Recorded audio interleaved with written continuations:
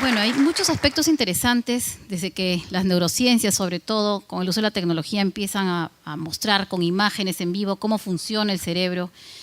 Hay mucha información y mucha aplicación directa en los campos de psicología, en los campos de educación. ¿Cómo esto impacta e influye en la formación de docentes? ¿Cómo esto conocer cómo aprende el cerebro? ¿Qué lo motiva? Decía Francisco Mora, solo aprendemos aquello que amamos. ¿Cómo llevarlo a un estudiante de educación que empieza a acceder a esta información, Joan? A ver, Francisco Mora decía esto y David Bueno, que es otro neurobiólogo también español, decía que las neurociencias demuestran que es verdad lo de que la letra con sangre entra. O sea que las dos cosas son ciertas. Entonces yo creo que eso tiene que ver con lo que hemos comentado antes, de que lo único que no es cierto, o lo único que también es cierto, o lo único que no educa es el y a mí qué. Es decir, podemos educar o con el miedo o con el deseo. Pero si no hay ni miedo ni deseo, ese es el problema, ¿me explico? Es decir, que podemos optar por los dos extremos, pero los dos extremos comportan incorporación de emociones. Lo peor es que no. Y a partir de ahí, pues yo creo que hay un déficit. O sea, a mí una de las cosas que me preocupa mucho es descubrir que los años 90 son considerados la década del cerebro, en el sentido de que es la década donde más descubrimiento hay de todo esto y tal, y que leí hace poco que el marketing comenzó a interesarse por la neurociencia a finales de los 80. Y que yo sepa, durante estos últimos años han aparecido los primeros libros directamente dedicados a la aplicación en educación. Entonces, ¿qué quiere decir? Que estamos perdiendo una oportunidad, ¿no? No sé, o que somos muy tradicionales en general y muy conservadores y muy siguiendo rutinas y tal, o que... Pero claro, tenemos la oportunidad, lo que dice Giovanni Frazetti, un neurobiólogo italiano, dice, por primera vez en la historia de la humanidad conocemos la mente desde la ciencia, ¿no? Por tanto, creo que es una oportunidad muy interesante y muy interpeladora para los educadores y que deberíamos empezar a incorporarlo, por descontado, en la formación del profesorado y tal, ¿no? Saber revisar un poco el sistema educativo desde lo que nos interpelan estos descubrimientos. Muchas gracias. Miguel, nos preguntan también desde Chimbote, ¿cómo se sancionan prácticas como la creación de virales que buscan manipular a la gente? Pero me imagino que, claro, probablemente se refiere a los virales que son como noticias falsas, ¿no? A mí no me gusta mucho el monigote de noticias falsas porque a menudo la gente se lo adjudica. Para la gente, noticias falsas es aquello con respecto a lo cual yo estoy en contra. Entonces, ¿cómo se sancionan los memes que buscan manipular a la gente? Se sancionan en los términos y en la medida en la que esta manipulación configure alguna suerte de expresión condenada, ¿no? O sea, si es difamación, es difamación. Puede o no manipular a la gente, pero si difamas es difamación. Si violas intimidad, es violación de intimidad. Pero si yo digo una mentira, que yo digo, no sé, el muro de Berlín nunca cayó para manipular a la gente, yo no creo que ahí debería sancionarse. Yo creo que eso es parte del discurso. En quienes estudiamos libertad de expresión, estamos acostumbrados a la idea de que la mejor manera de regular la libertad de expresión es con más libertad de expresión, ¿no? Y a menudo las prácticas que lo que hacen es sancionar o restringirla, lo único que hacen es imponer una visión vertical de las cosas que a menudo es sesgada. ¿Y cómo llevamos este tema de los virales, de los memes? ¿Qué tanto implica o afecta la libertad de expresión a la formación de un docente? ¿Enseñamos eso? ¿Dónde está el límite para utilizar esos recursos en la práctica educativa? Precisamente esta mañana, no sé si respondo exactamente, pero precisamente esta mañana me contaban una anécdota de una profesora, no sé si era en México, que una profesora de literatura, que para motivar a sus estudiantes a que leyeran una obra literaria, les proponía que luego tenían que hacer memes a partir de la obra, con lo cual les obligaba a leer para que luego tuvieran la posibilidad. Es un elemento, bueno, me ha parecido más o menos ingenioso y me parece, bueno, un buen ejemplo, ¿no? de utilización a nivel motivador.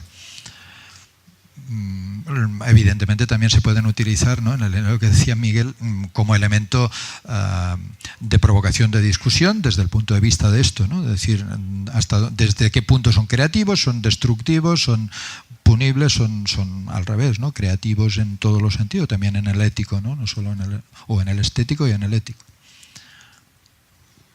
Nos interesa mucho el tema de las emociones y Miguel, una pregunta en base a las emociones, a lo que así aprendemos. ¿Por qué nos da miedo o nos provoca cierta atención el apropiarnos de ese poder que tenemos como ciudadanos? ¿Por qué no lo analizamos? ¿Por qué no queremos ser conscientes? ¿Por qué estamos un poquito al costado de esto? Nosotros trabajamos con un concepto que es el tecnopánico, que es esta idea de que mucha gente le tiene genuino miedo a la tecnología y piensan que los robots se van a terminar con tu trabajo y que se van a comer tu comida, etc. Entonces, y es difícil tener discusiones equilibradas sobre cómo regular la tecnología, sobre hacia dónde deberíamos llevarla como sociedad, si es que hay gente que le tiene miedo a una computadora, le tiene miedo a un celular porque tocas algo y de la nada explota, ¿no? Entonces yo creo que también pasa, ahí hay una reacción emocional innegable, ¿no? Que lo que hace es refleja una serie de carencias en tu socialización con la tecnología. Entonces yo creo que eso, el trabajo que hacen incorporando los medios tecnológicos en la educación es valiosísimo, no solamente porque es valioso para la persona, sino porque luego lo que generas es ciudadanos y sociedades muchísimo más acostumbradas a interactuar con la tecnología y que tienen un punto de vista más equilibrado y menos lleno de pánico sobre ella. Joan, ¿por qué nos cuesta como educadores conectarnos con lo que los chicos aman, con lo que los chicos se enganchan?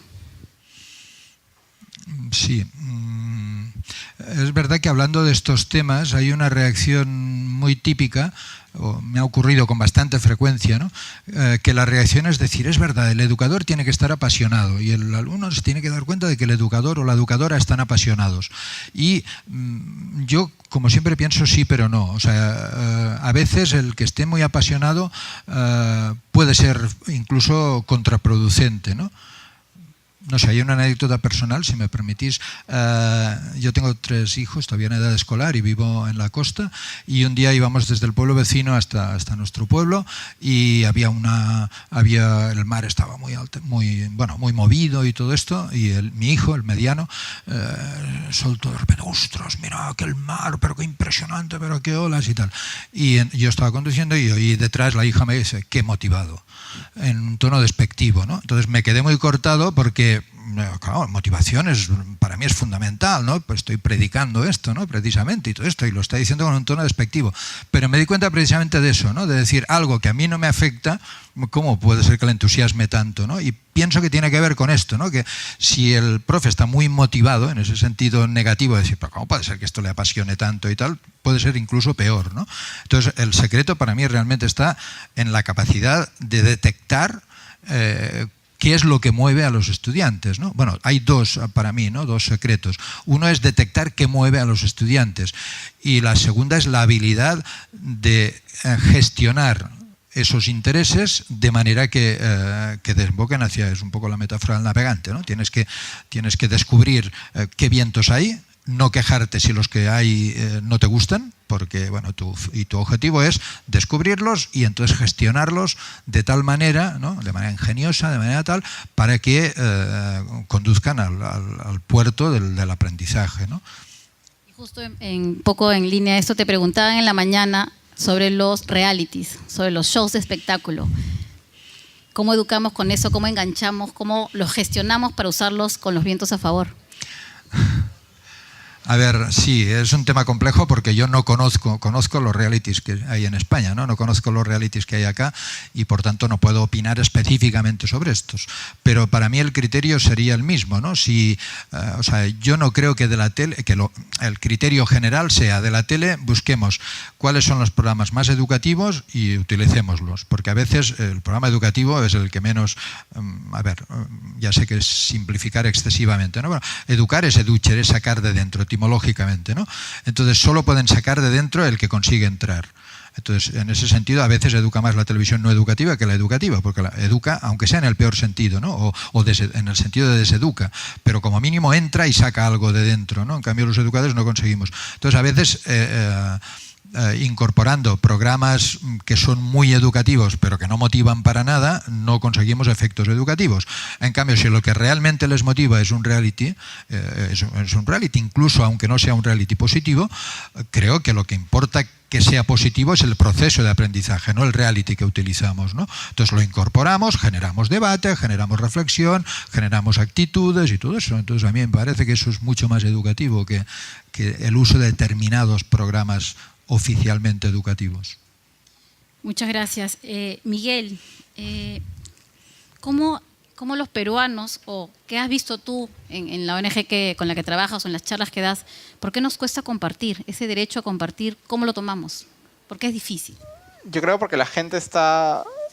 Es culpa de la cultura y es culpa del lenguaje. La sola palabra derechos de autor, la sola frase, dice que hay autores que tienen derechos, pero realmente el campo debería llamarse acceso a la cultura, porque hay derechos de los autores y hay derechos de los usuarios. Fotocopiar, citar, ir a una biblioteca son derechos de los usuarios. Entonces yo creo que nos cuesta cambiar ese chip, cambiar esa mentalidad y entender que es dar y recibir. Porque claro, a la gente le encanta recibir todo gratis y cuando crea algo dice no, que no lo copien, que nada. Y yo creo que eso es una ceguera y una ceguera y un ser corto de vista respecto de cómo se genera la cultura. Nada se genera en el vacío, todos nos alimentamos de todo. Yo creo que lo ético es compartir en los términos en los que tú quieras, pero tomar una decisión informada al respecto, ¿no? Yo creo que quizás ahora que hay internet, la gente está más acostumbrada a compartir y yo me imagino que dentro de 10 o 15 años los niños que hoy están haciendo programas de Minecraft o están cambiando memes, para ellos va a ser muy natural publicar un paper y que alguien más lo imprima y lo distribuya y citar y etcétera, como no lo ha sido natural hasta ahora, ¿no? Súper importante lo que dices porque hablábamos con Julio Mateos, que además los invitamos a que visiten Educarred, va a tener él un blog muy pronto sobre cómo le cuesta sobre todo al maestro compartir. El conocimiento es sagrado, es secreto, no publico mis experiencias, no publico mis diapositivas, no publico lo que aprendí, lo que me meto yo solo al curso, no le aviso al compañero porque me cuesta compartir y esto es fundamental y como tú dices, esperemos que las generaciones futuras lo vean y que los futuros maestros también lo incorporen porque involucra el tema de emoción, ¿no? Sí, estamos en la sociedad red y creo que una de las cosas que no la aprovechamos suficientemente en el ámbito educativo, potenciando, no los utilizamos a veces por culpa del autor, otras veces por culpa o por falta de creatividad, pero la posibilidad de publicitar en el sentido de compartir, pero para tantas experiencias positivas como hay es fundamental. O sea, yo creo que es uno de los límites más grandes de la escuela en el sentido de que se comparten muchas cosas y no compartimos experiencias. Bueno, muchísimas gracias, Joan, Miguel, un gusto haberlos tenido aquí y estamos cerrando esta sesión de Mayéutica y los esperamos en una próxima oportunidad. Muchísimas gracias.